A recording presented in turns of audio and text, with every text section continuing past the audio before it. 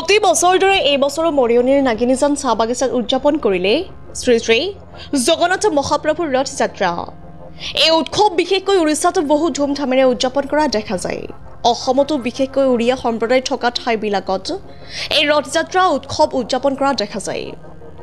লোকশ্ৰুতি অনুসৰি আহাৰ মাহৰ এই তিথিৰ দিনাই শ্ৰীকৃষ্ণ ককায়েক বলভদ্ৰ আৰু ভনীয়েক সুভদ্ৰাই মানুহে টানি নিয়া এখন ৰথত উঠি মোমায়েকৰ ঘৰলৈ গৈছিল আৰু 9 দিনৰ দিনা পুনৰ সেই ৰথতে ঘূৰি আহিছিল ঘৰলৈ। আজিও সেই পৰম্পৰা অনুসৰি সেই দিনটো ৰথযাত্ৰা হিচাপে পালন কৰি আহিছে। ঠিক সেইদৰে দেওবাৰে পুৱা মন্দিৰতো তিনিওজনকে পূজা অৰ্চনা কৰি ৰথত বহোৱা হয় আৰু এই ৰথখন সকলোৰে টানি অন্য এখন ঠাইত ৰখা হয় আৰু দৈনিক পূজা পাঠ কৰা হয়। এইদৰে 9 দিনৰ পৰা ৰথখন টানি মন্দিৰলৈ লৈ অহা হ'ব।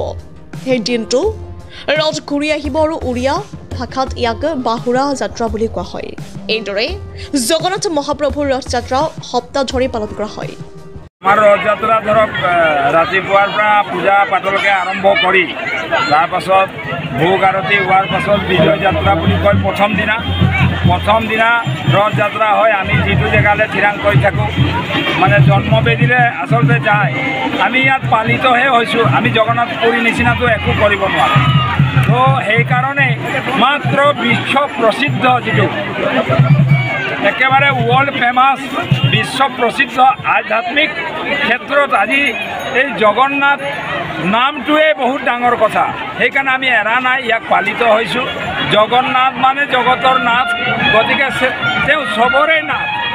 সেইকাৰণে আমি আজি ৰথ যাত্ৰা পালিত হৈছোঁ। আৰু এতিয়া আজি প্ৰায় আমাৰ 16-17 বছৰ হ'ল পালিত হোৱা। গতিকে আমাৰ উদ্দেশ্য হ'ল যে আমি ভাতৃত্ববোধ সকলোৰে মংগল কামনা কৰি জগতৰ মালিক জগন্নাথে জীৱ জন্তু কীট পতংগ গছ বন লতা চবৰে মালিক হয়।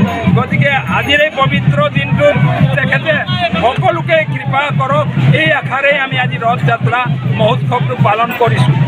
মৰিয়নিৰ পৰা সূৰ্য ৰাখাৰ ৰিপৰ্ট, নিউজ 24 অসম।